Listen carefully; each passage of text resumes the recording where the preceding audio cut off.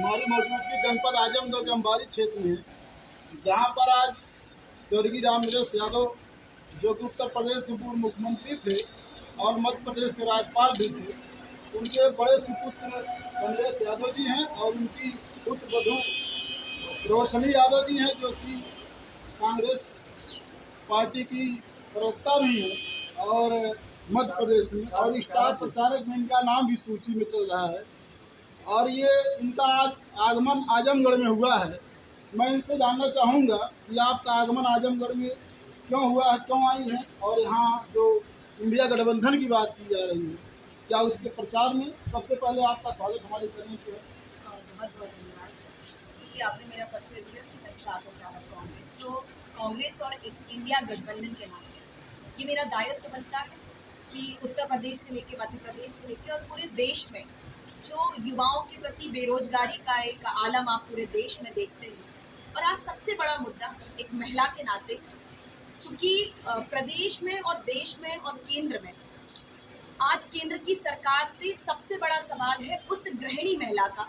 ये जो कहते हैं कि आदिवासी, शोषित, वंचित, पिछड़ा वर्ग और हर समाज की बहनों को ये सम्मान देते हैं, तो आज ये जो गृहिणी जो बहनें हैं, आज उनकी जीवन दिनचर्या पे जो महंगाई की मार पड़ रही है, गरीबों पे, किसानों पे, उस पर क्यों मोदी जी कोई सवाल नहीं, क्यों अपना मुंह नहीं खोलते?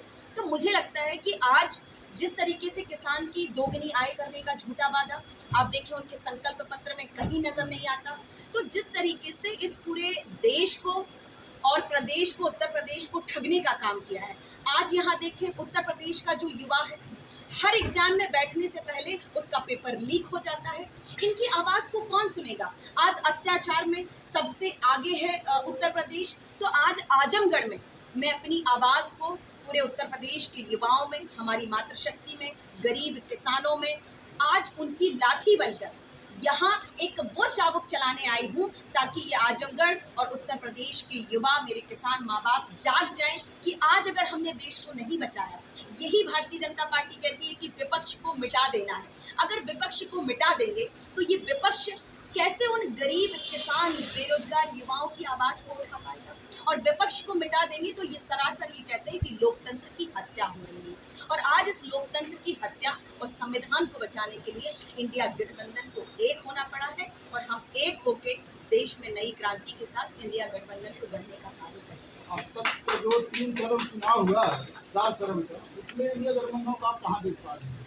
देखिए, इंडिया गठबंधन लगातार जो उत्तर प्रदेश में आज चैलेंज करके जा रही है, उत्तर प्रदेश में इनके पास जितनी सीटें हैं उनमें ये आधे में सिमट जाएंगे। मध्य प्रदेश से मैं स्वयं आती हूँ और उत्तर प्रदेश से चूंकि यहाँ की बहू भी हूँ, तो मुझे लगता है मध्य प्रदेश और आप देखिए कि उत्तर प्रदेश इनका गढ़ है, तो उत्तर प्रदेश में क्यों वोटिंग परसेंटेज कम होता है? मध्य प्रदेश में पहले और दूसरे चरण में वोटिंग परसेंटेज कम होता है, बिहार में कम होता है, हर जगह। तो आप देख सकते हैं अभी मध्य प्रदेश की पूरी वोटिंग हुई है, उसमें 12% का अंतर है। महिलाएं वोट डालने नहीं गई। जहां मध्य प्रदेश में इन्होंने लाडली बहनाओं के नाम पर वोट लिया था, आज वही लाडली बहना वोट डालने नहीं गई। तो ये सबक लेना चाहिए उनको कि आज जो बढ़ती महंगाई, और आप देखें कि दर महीने दर महंगाई लगातार बढ़ती जा रही है, लेकिन उस पर कोई रोकथाम नहीं। आज इस पूरे देश के आम नागरिक और गरीब परिवार को क्या चाहिए? आपसे कोई 15 लाख की जो आपने सपने दिखाए थे झूठे, काला धन लाने के, वो तो आप दे नहीं पाए।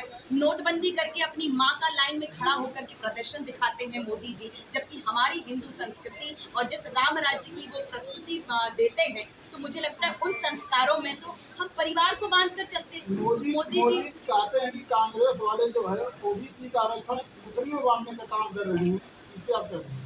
देखिए, ये तो उनकी मानसिकता है और आज ये पूरा देश समझता है कि किस तरीके से भारतीय जनता पार्टी मुद्दों पर बात ना करके ये देश को बांटने का काम कर रही है और हम सबके ज्ञान को बांटने का काम कर रही है।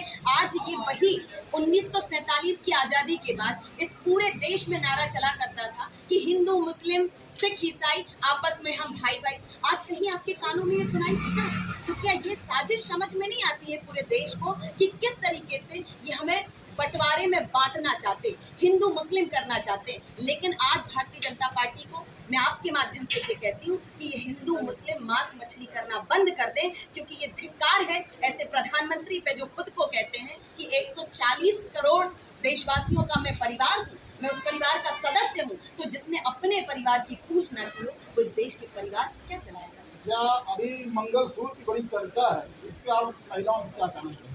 देखिए, मंगलसूत्र छीनने का जो बड़ा ही मुझे लगता है कि आज कांग्रेस पार्टी ने, और ये कांग्रेस पार्टी बहुत ही बड़ा एक राष्ट्रीय दल रहा है, और सही मायने में अगर मंगलसूत्र की कीमत किसी ने चुकाई है तो सोनिया गांधी जी ने राजीव जी के खून से इस धरती को, कांग्रेस को सींच करके चुकाई है। इंदिरा गांधी जी ने मंगलसूत्र की कीमत चुकाई है। लेकिन आज भारतीय जनता पार्टी ने महंगाई बढ़ाकर हम बहनों के मंगलसूत्र, उस कोरोना काल में जो महिला अपने परिवार की सांसों को बचाने के लिए ऑक्सीजन सिलेंडर की भीख मांग रही थी, उस समय महिलाओं ने अपने मंगलसूत्र को गिरवी रखकर इस भारतीय जनता पार्टी से प्रताड़ित हुई है। उस बात का जवाब इस पूरे देश की, उत्तर प्रदेश की बहनें देगी कि आज भारतीय जनता पार्टी कैसे जो है बहनों के मंगलसूत्र को गिरवी रखवाकर हमें बेचने, हमारे मंगलसूत्र को बेचने में लगे हुए हैं। ये सबको समझ में आता अमित है। शाह जी ने कहा है कि ये कांग्रेस वाले और राहुल बाबा ये परमाणु बम से डरते हैं, इसके आप क्या कहेंगे? देखिए, परमाणु बम से सबको डरना चाहिए, परमाणु बम की तो नौबत नहीं आना चाहिए।